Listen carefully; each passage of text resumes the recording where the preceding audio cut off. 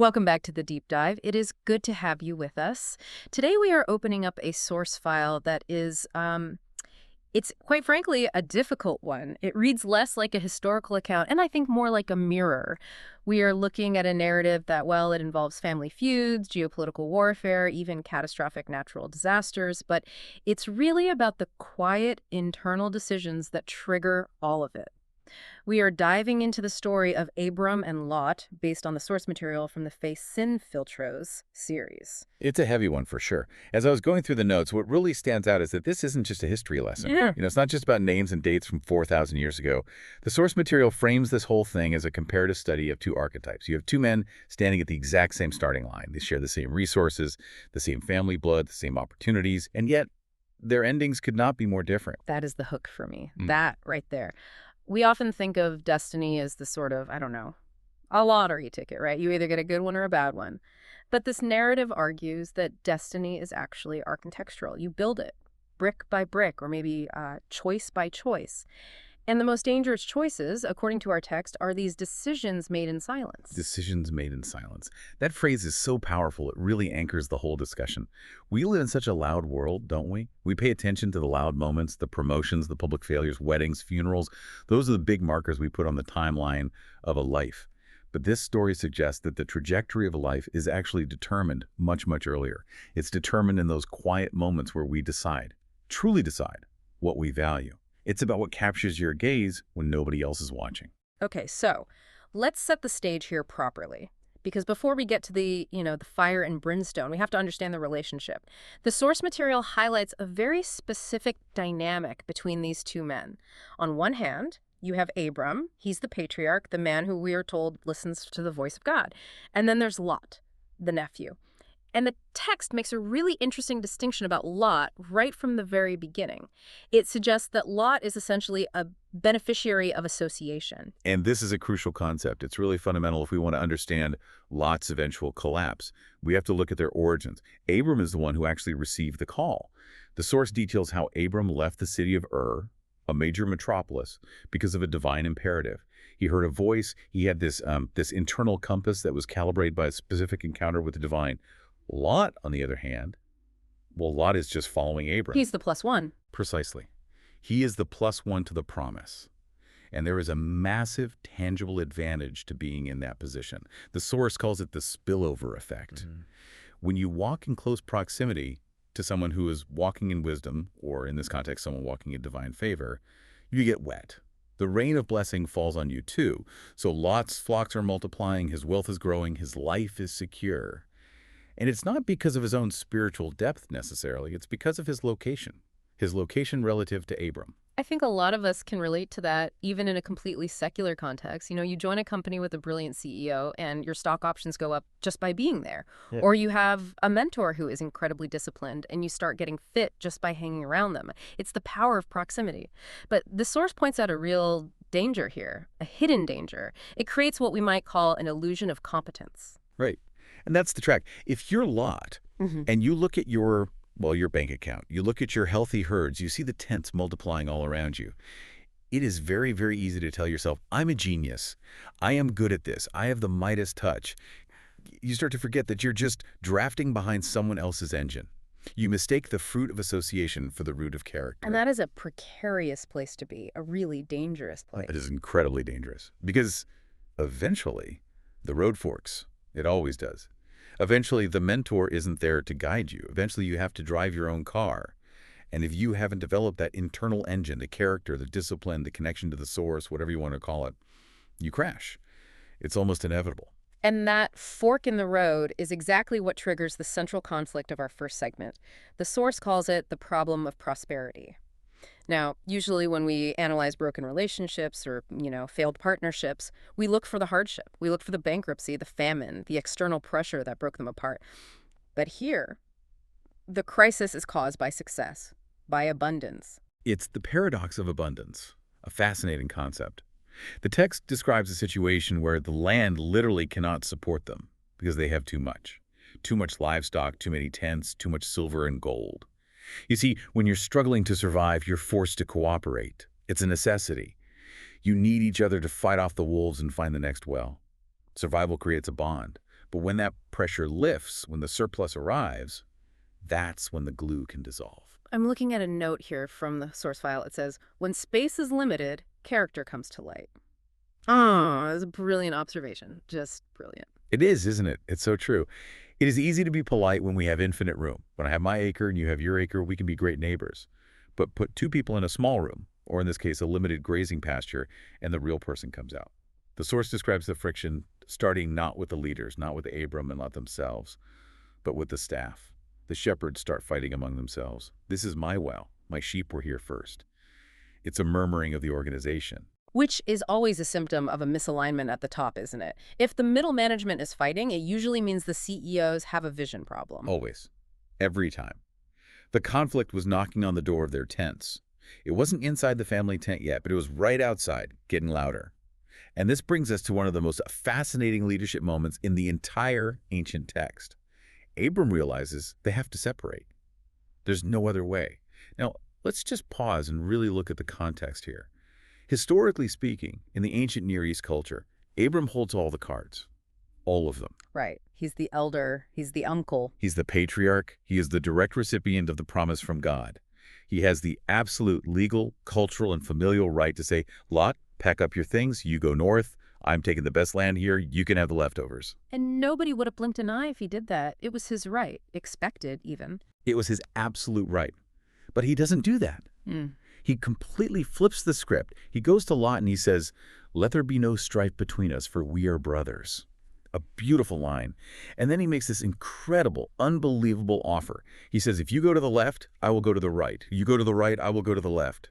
He hands the steering wheel to the junior partner. He gives away his power. I want to dig into that because why? I mean, playing devil's advocate here for a second, isn't that just weak? Is he just conflict averse? Is he just thinking, look, I don't want to fight, so just take whatever you want and leave me alone? It's a fair question, but the source argues this is actually the ultimate act of strength, not weakness. It frames it with this principle. Faith does not compete. It trusts. Abram's logic here is profound. He genuinely believes his blessing comes from his connection to God, not his connection to a specific patch of soil. In his mind, if God is with him, he can thrive in the desert. But if God is not with him, the most beautiful garden in the world won't help him. So he isn't desperate. He isn't grasping. He's not insecure. Exactly. Yeah. He can afford to be generous because his security isn't tied to the real estate. It's internal. Generosity is a symptom of internal security, and grasping is a symptom of internal fear. So Abram opens his hand, and now the camera swings to Lot. This is the pivot point of the entire deep dive, this moment. We're now in the anatomy of a choice. This is where we need to slow down and really look at what Lot did, because on the surface, what he does seems like a normal, sound business decision.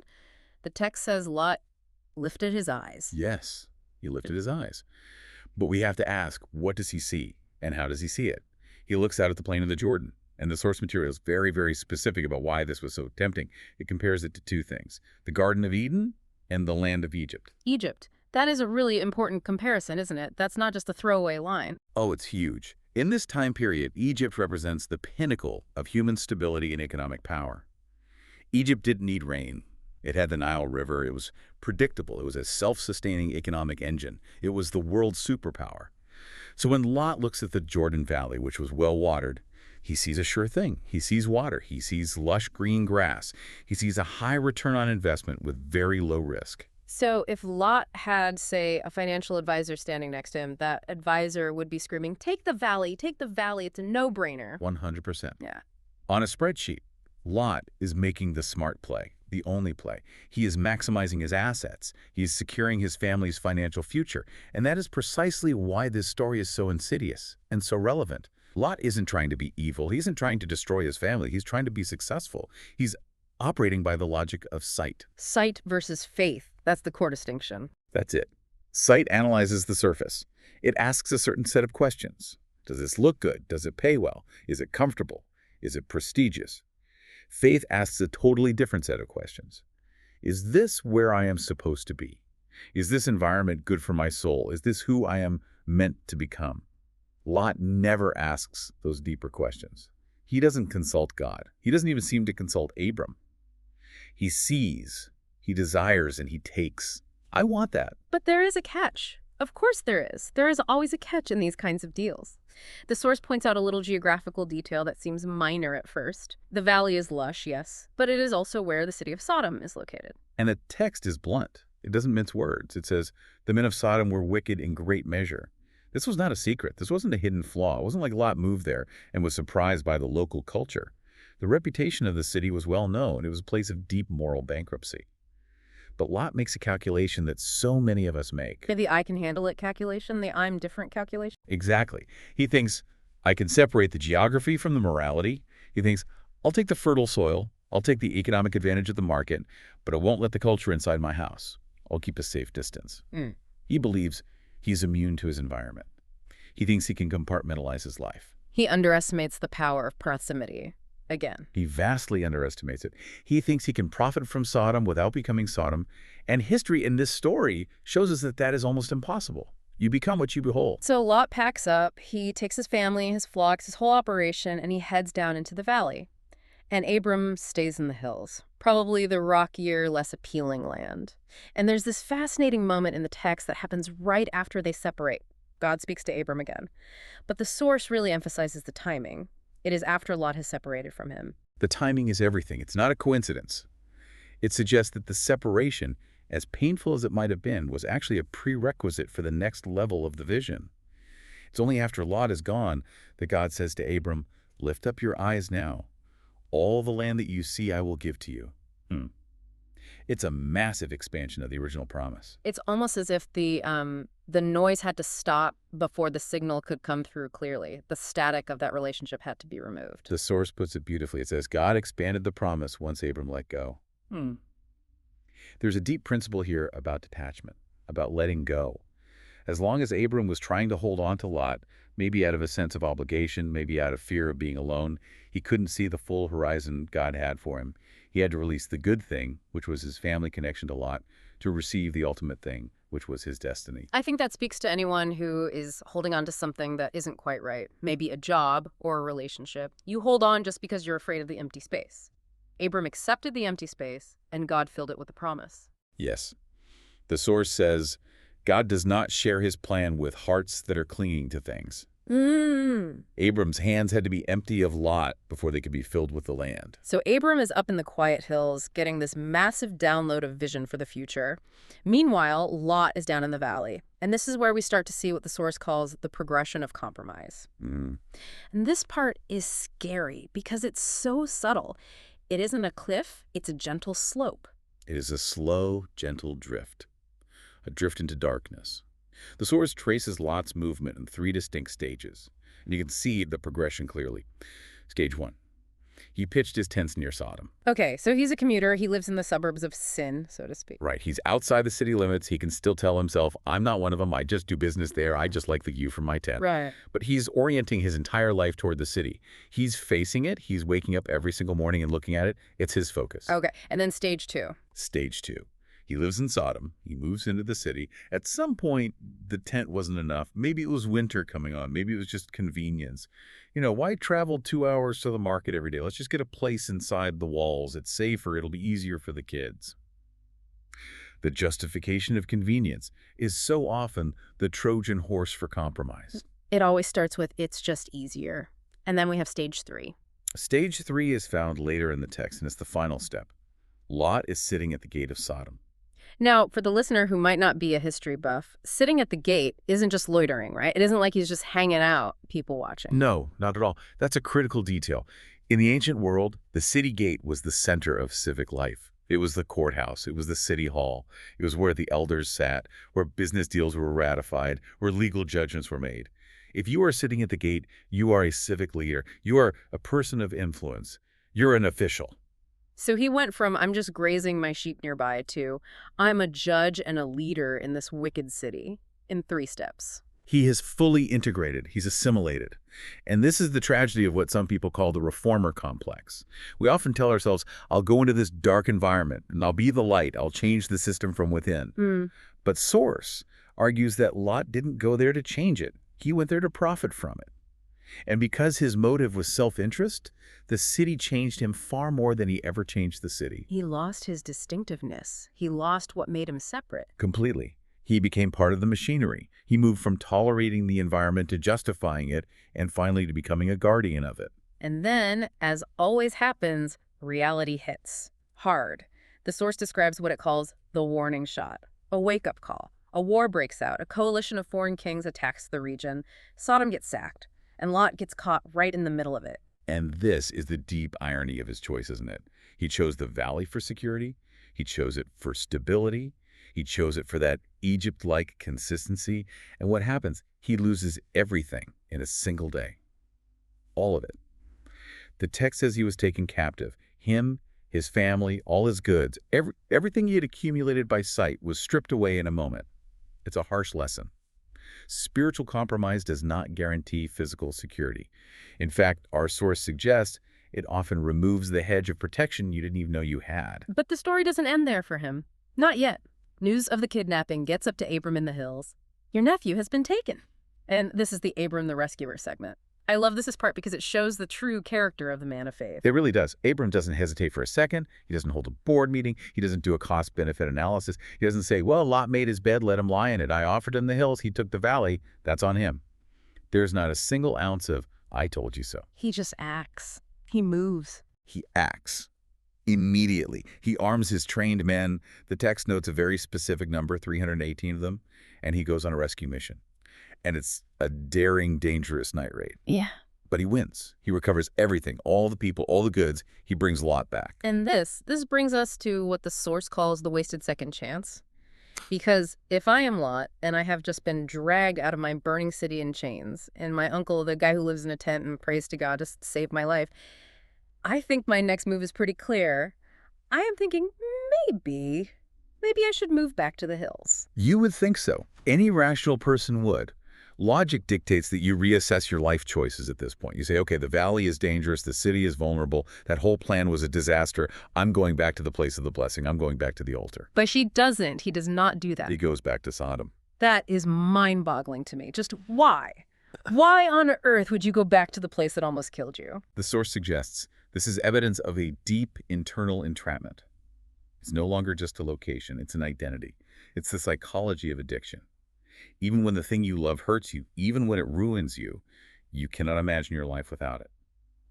Lot had become so identified with his status, his comfort, his social life in Sodom, that the quiet hills felt like death to him. He preferred the familiar danger of the city to the frightening obscurity of the tent. When God takes you out of danger, it is not so you can return to it. That's the line from the notes that just jumps out. It's a chilling line, isn't it? It implies that sometimes we are rescued, but we don't accept the rescue. We thank the firefighter, and then we run right back into the burning building because that's where all our stuff is. So Lot goes back. He rebuilds his life. He goes back to sitting at the gate, and time passes. And now we arrive at the finale, the final judgment. The outcry against Sodom becomes too great to ignore. God decides to intervene definitively. 2 angels arrive in the city, disguised as men. And we see Lot at the gate again. He's right back where he was. Now, to be fair to Lot, the source points out that he still has a remnant of righteousness in him. He sees these 2 strangers, and he protects them.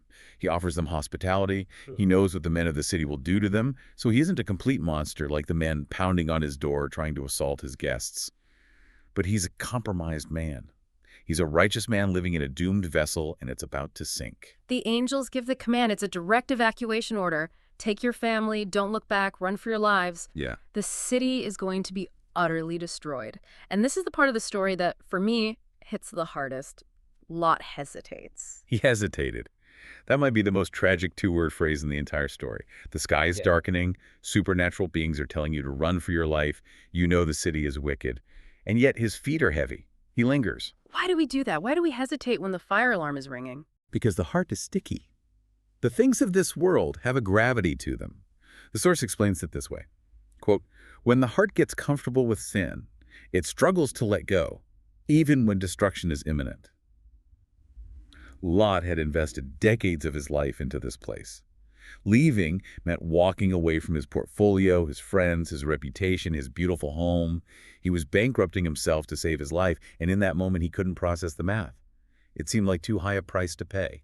So the angels literally have to grab him. They have to force him out. Yes, the text says they seized him by the hand and his wife and his daughters and dragged them out of the city. It wasn't a willing exit. It was a forced evacuation. It was mercy overriding his indecision. So they are running. They are out of the city limits. The brimstone is about to fall, and the command is very specific. Do not look back. Just run for the hills, the same hills he rejected all those years ago. Yeah. And then we have the image, the one that everyone knows, even if they don't know the full story, Lot's wife. The backward glance. Why did she look back? I heard people say it was just simple curiosity. You know, like rubbernecking at a car crash. I just want to see the explosion. Huh. But the source argues it was something much deeper than that. Much deeper. The interpretation here is that she looked back out of attachment, out of longing. It wasn't a casual, curious glance over the shoulder. It was a look of longing that said, my life is back there. My friends are back there. My heart is back there. And the consequence is immediate and bizarre. She becomes a pillar of salt. Why salt? The source dwells on this image. What's the significance of salt? It's profound symbolism. Salt, in the ancient world, is a preservative. It's what you use to stop the process of decay. It freezes things in time. By looking back, she was trying to preserve her past. She refused to move into the future God was offering her. So in a way, she got what she wanted. She became a monument to that refusal. She became a preserved object, frozen in time, in the middle of a wasteland. Her body got out, but her heart stayed in. That is the perfect diagnosis. And it is a warning about partial salvation. You can physically remove a person from a bad relationship, or a bad job, or a bad addiction. But if their internal orientation, their wanter, as some have called it, is still directed toward that thing, they are not truly free. She was geographically outside Sodom, but spiritually, she was still sitting in her living room. That is heavy. So she is lost. Lot and his 2 daughters make it to the hills. And we have to talk about how this all ends, the tale of 2 endings. Because we started this deep dive with 2 men walking together, seemingly equal, sharing in a blessing. Why do they finish? It is the starkest contrast imaginable. Let's look at Lot first. The man who chose the Garden of Eden, the man who chose the sure thing, the smart investment, he ends up living in a cave. A cave. From the gates of the city to a cave. A cave, living in fear and isolation.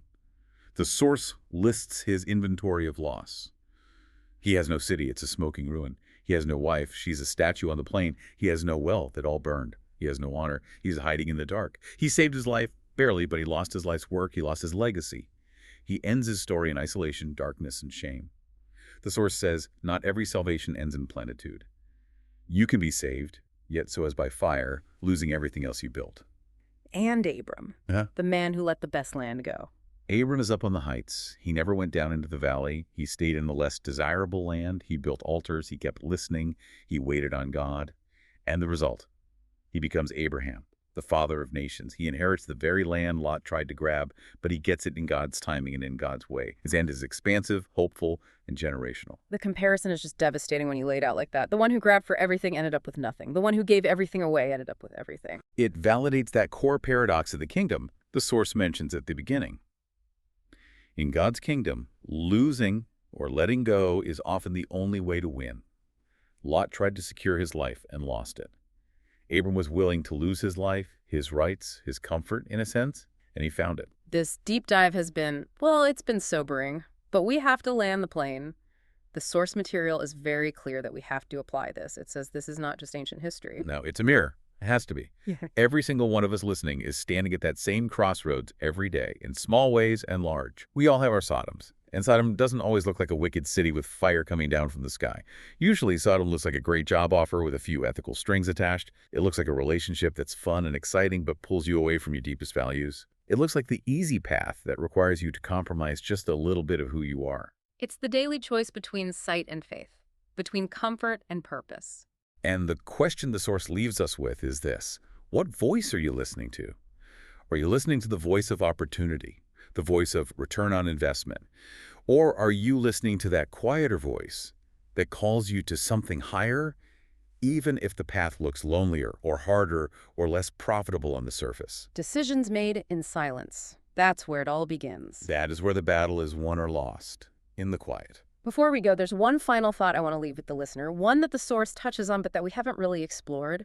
We spent all this time talking about Lot looking at Sodom, but I want you to take a moment and imagine Abram looking at Lot. Think about the pain of that, of watching someone you love, someone you raised, choose a path that you know leads to a cliff.